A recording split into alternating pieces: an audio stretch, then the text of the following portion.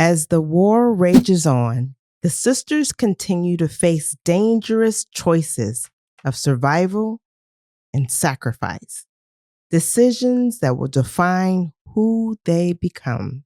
And every act of courage or weakness comes with a cost. The book, The Nightingale, Part 2, the author, Kristin Hannah. And you're listening to Lit Society. Let's get lit.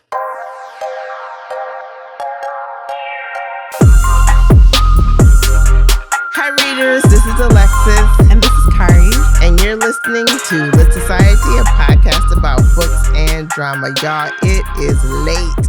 I am tired. It is past my bedtime, and I got to get up early. So we're going to move right along here. You sound like Mary J. at the Met Gala. I'm happy to be here, but I got complaints. I got invited. That's why I'm here. Don't nobody invite me. Even though I'm never invited, I'm here. I got invited. That's why I'm here. Okay? That's how it's going down tonight. I was invited, so I showed up. Okay, y'all? This is it.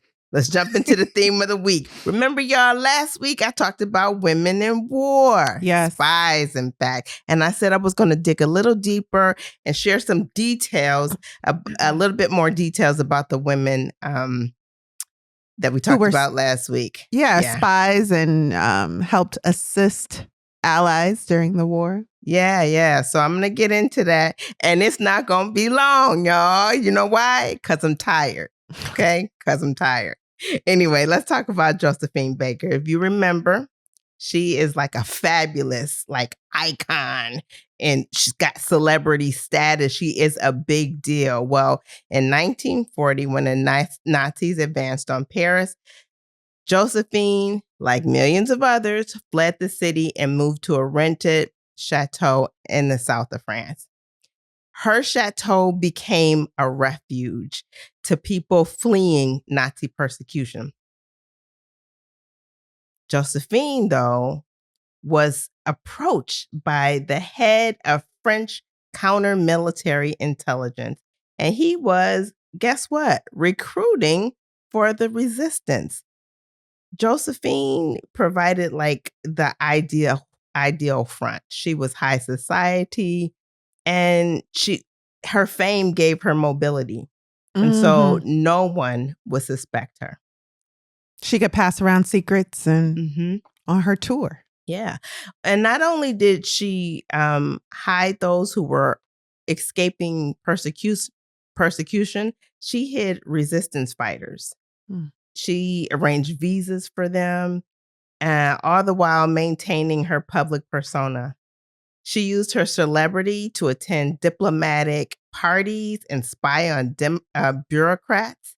She would get details like German troop movements, what harbors or airfields were in action, and she would write this intelligence on her hands and arms. She even pinned it to her underwear. I do remember that. The Nazis, however, did find out about the resistance activity that was taking place at her chateau, and they showed up one day. Josephine was cool, calm, and collected, and she charmed them and sent them on their way. Wait, what do you mean? Exactly. They don't give any details. I'm like, how do you charm the Gestapo member? But she did. That's what's said. She charmed them. And meanwhile, while they were there, she was hiding resistance members at her chateau. Anyway. Right under their nose. This, of course, while she was able to charm them, she knew the gig was up. So she left the next day, or maybe that same day, and she carried over 50 classified documents to London, and she was holding them in plain sight. Do you know how she did that, Kari? She sewed them into her costumes. No. What? She used invisible ink on her sheet music. Yes. Intelligence. What? Yeah. So that is Josephine Baker. The next woman was Nancy Wake. If you remember, she was referred to as the White Mouse. And she was referred to as the White Mouse because she could easily evade capture by the Gestapo. Let's go back a little bit. Nancy Wake, she grew up poor. And at the age of 16, she went into nursing. And then by late teens, she received $200 from her aunt. It was a fortune at the time. I wish I could get $200 from my aunt today. Today, right? And she used that $200 to travel to London, to France, and she became a journalist, and she lived a lavish lifestyle in Paris. Okay, so the Nazis invade in 1940, and she joined the resistance. She was so infamous to the Gestapo that they put a 5 million franc bounty on her head. At one time, she was detained by the French militia. They tortured her for 4 days, but she was able to talk her way out and escape to Britain. At one point, her men were captured. Well, you know what? Let me start that over. I'll say it this way. Like the men she rescued? No. This is actually a little different. She was known as a brilliant war strategist. And on multiple occasions, she took control of units that were not her own. And she facilitated victories with those people. You mean her men like you would refer to a male general and his men? Yes. She's a centurion of her time. Okay. Yes. So this is the little mouse. This is the White Mouse. The White Mouse. Okay. Yeah. And so at one point, her men, her army of men, captured a female German spy. And while her men were uncomfortable with executing this German spy, Nancy had no problem doing that. Yikes. And at one point, she even killed an SS officer with a karate chop during a raid. Okay, I'm going to ask you straight up because I never heard of the White Mouse. Is this like a DC character? No, there is a whole book. Are you there sure? Are movies about her. This is true story. Did she ever fight an army full of ex-men? That's Marvel. I'm just checking. I'm just saying. Listen. Okay. I'm going to look her up. Look her up. Because you was enlightening them people. In one battle, her troops were attacked by Germans. And though her troops ended up retreating, her fighters killed 1,400 Germans. And she lost 100 men. This woman was the Allies' most decorated woman during World War II. And that is Nancy Wake. Let's move on. Virginia Hall. Remember her? Yes. What do you remember about her? Listen, I don't remember, but I wanted to support you because I love you. I appreciate it. I know that she fought. She was a spy in the war. Oh, you got it. Thank you. I'll be listening. Yes. This is the one man who lost her leg hunting, right? That's right. And she had a nickname for that leg. She had a nickname for the leg. She lost Pookie while she was hunting. I remember. Yeah, she did. So she actually lost her leg after a bird shooting incident. As a young girl, she dreamed of joining the American diplomatic service. But because of her accident, the U.S. State Department rejected her. Okay. She volunteered as an ambulance driver during the Nazi invasion of France. She used her American neutrality to obtain ration cards and just move about freely. Additionally, this woman was no nonsense. She refused to work with agents she felt were incompetent or a security risk. Here's an experience. One time, she was invited to a meeting in Marseille where various agents and resistance nobles would be present. Her instinct told her, don't go to that meeting. So she was like, it's way too many of us here to be in the same place.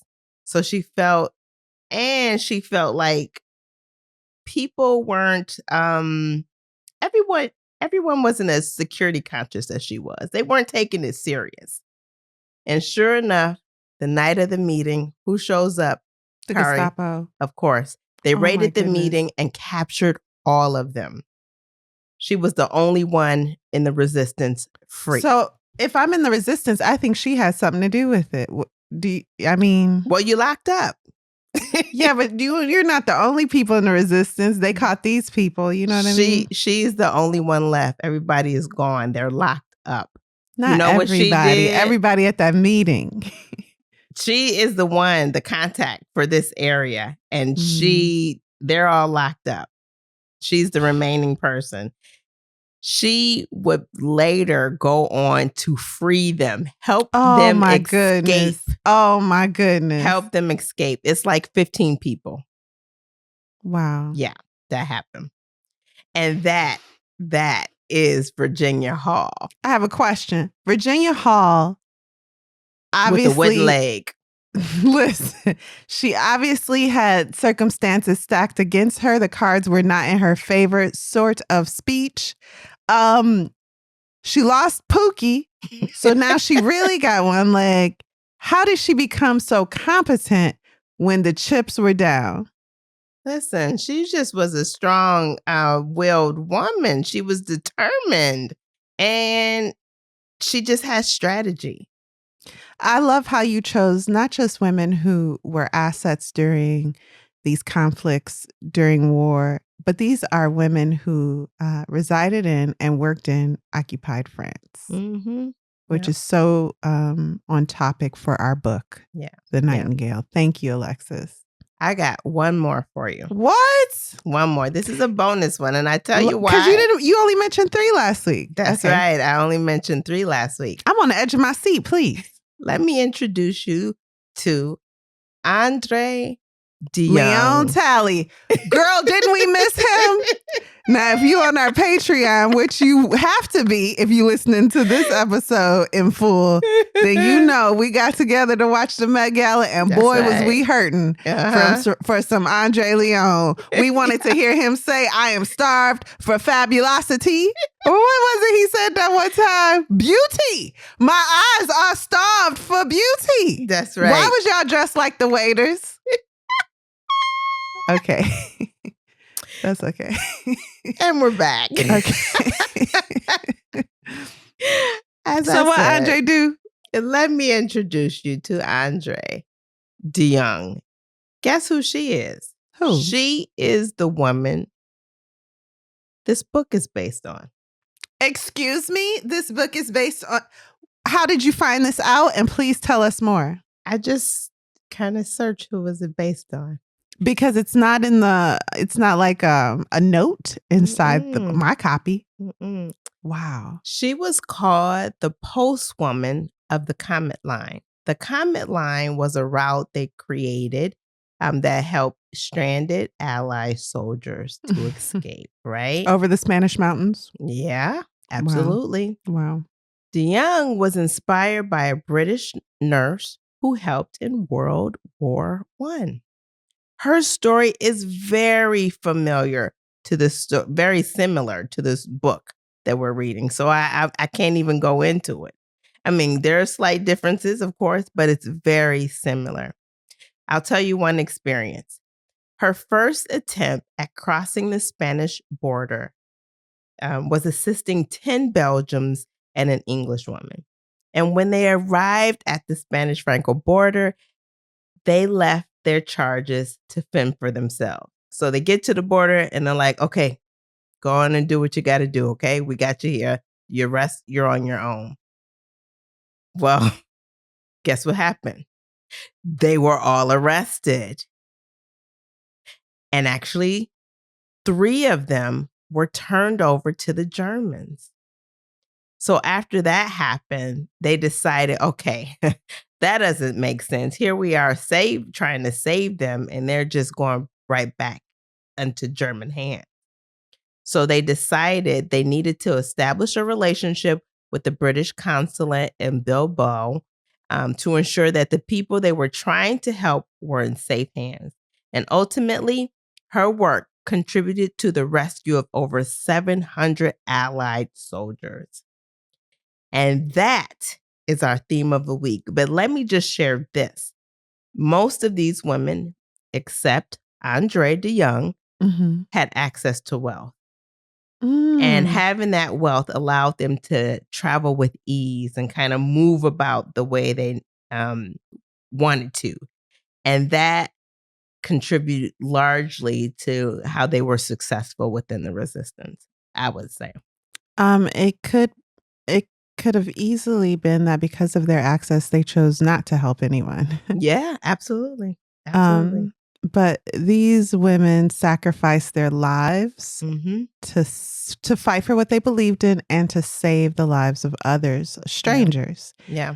This book brings to mind how war and times of difficulty show who we truly are. You've heard that illustration where, we're like tea bags. You put us in hot water and you see what's really inside of us. Oh, I never heard that before. Oh, yeah. Oh, that's cool. I'm probably saying it wrong, but I love that analogy because it's so true. It is so true. So thank you so much for telling the stories of these ladies. Yeah. Well, let's take a quick break. And when we come back, we're going to jump right into part 2 of the Nightingale. Good. All right.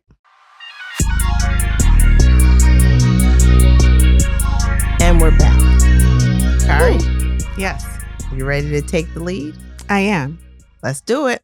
Okay, so now we're going to discuss part 2, our thrilling conclusion of The Nightingale by Kristin Hannah. Thank you so much, Patreon members, for reading this book with us. There will be spoilers if you have not yet finished. We're going to talk about, all the plot points of this book. When we last left you, things were bad. Things were bad, but they're going to get worse. Content warning. Thank you. Thank you, Kari. Thank you. And trigger warnings. All of them. Think of a trigger. Yep. Think of some content you perhaps may be triggered by. It's in here. Okay. Here we go. Part 1. Kindness from enemies. So you'll remember Vian lives with Captain Beck. Captain, right? Yeah. Captain. Yeah. Or Captain Beck. Yeah, that's right, because you said Captain Beck like last week and I liked it. So Captain Beck, Vian, and Sophie are living in Vian's home. Okay, Sophie's her daughter, you'll remember. Next door lives her friend Rachel, Rachel's children Sarah, and Ari. Ari's like 3 years old. Sarah's the same age as Sophie. Let's say they're 12, 11, 10. Let's say they're 11. Okay. At least a year has gone by, right? Maybe. So the time that has passed is not a lot at all. It is not as if Germany occupied France for decades. However, because so much is happening and their lives are always at risk, either because of starvation or violence, it feels like years. Sometimes when she talks about when Antoine, her husband, Vian's husband, went to war, you like, that's it? It was just that little bit of time ago? Yes. Yeah. Yes. So when we meet Vian in the second part, she feels like a bad mother because Sophie's been having this cough. Listen, it's a lot going on. So your child cough a little bit, everybody coughing. Everyone's cold. The Germans are harboring resources and acting like there's a shortage. So people aren't getting the nutrients they need. There's one point when most Frenchmen are living on 800 calories a day. Now that might sound fabulous to some of us. Like, I need to be living on 800 calories a day, but not if I'm a grown man. For real? Not if I'm a grown woman. For real? Not if I'm a growing child. And those calories might be poor calories. It's not like they're getting fresh fruits and vegetables. So everyone's got a little cough. Everyone's really scared of tuberculosis right now, and other things going around. It's not like they have medicine. So when Vianne realizes that Sophie's cough is serious, she feels terrible, because is she really going to lose her daughter before the husband comes home, who she's hoping will one day come home? You know, will she be stuck in this house with Captain Beck, who she has complicated feelings for? This is like bad news. And Sophie's her daughter. She loves her daughter very much. Yeah. Mm-hmm. So now she's panicking. She's desperate. There is, again, no medicine to be found. Well, someone comes through for her. And who is that, Alexis? Captain Beck. Captain Beck. You're like, baby, you want some NyQuil? Let me get him. Let me go in my stash. You know, I got a different stash. Mm-hmm. And he passes her some medicine. Their hands touch. Now, I'm tired of Vianne. I told y'all that last week. I'm judgy for Vianne, but I know I shouldn't be, but I am. So this is one point where I'm like, Vianne, girl, you in danger. Well, she is also thinking, what is his game? What is Captain Beck? Why is he being nice to me? Yeah. But then she's also thinking, why I like it? Why do I like it? It's a lot of complicated feelings. And she's desperate to be loved. She's in survival mode, and nurturing is not something she has time for or access to. So she's also raw emotionally. Let's leave that there. The Nightingale is at the top of every Nazi's list. And who is the Nightingale? Alexa? Isabel. Isabel has been sneaking men across the mountains. Yeah. Not one man, not two menses, not three. Nearly 90 menses. Yeah.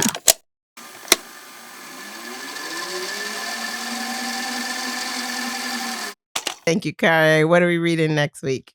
We are reading In Cold Blood by Truman Capote, because we like to suffer. Now, this is a true crime thriller. If you don't know anything about it, Truman Capote even befriended the person convicted of murder in this case. And it is listen, we will never read, what's his name? We'll never read Lolita. Because there's just some people I don't need to empathize with. I don't care what you think about nothing. You know, you pedo. This is one of those books, but not in that case. It's another type of crime. Mm-hmm. And so Truman is going to visit this person in the cell. He's really going to break down the circumstances around this case. And it's not so much about the violence and loving the violence, because, you know, we don't do that. Right. But it is about the circumstances and about humanity to carry that theme. So I'm so happy you put this on your list. Hey, if y'all read this book and you like, what in the... This is an Alexis pick. Listen, you guys. I never even heard of this book. Just kidding. Just kidding. Truman Capote called this book a nonfiction novel. So we're going to get into that next week. He said a lot of things. So yeah. Thank you for listening to Lit Society. We look forward to meeting up with you next week, Thursday. For real, Thursday. We do. We're committed to it. Mm-hmm. Lit Society is brought to you by me, Alexis Honoria, and Kari Herrera. Support the cause by leaving a 5-star review for our show. Anywhere you can leave stars and anywhere you can leave reviews, comments, please do that, because we love it and we love to see them. We love you. Thank you. Join us on Patreon. Well, y'all already here. Hey. If you enjoyed what you just heard, tell a friend about Lit Society. Visit LitSocietyPod.com for show notes, this month's book list, and to sign up for our amazing email newsletter. And until next time, readers, read something.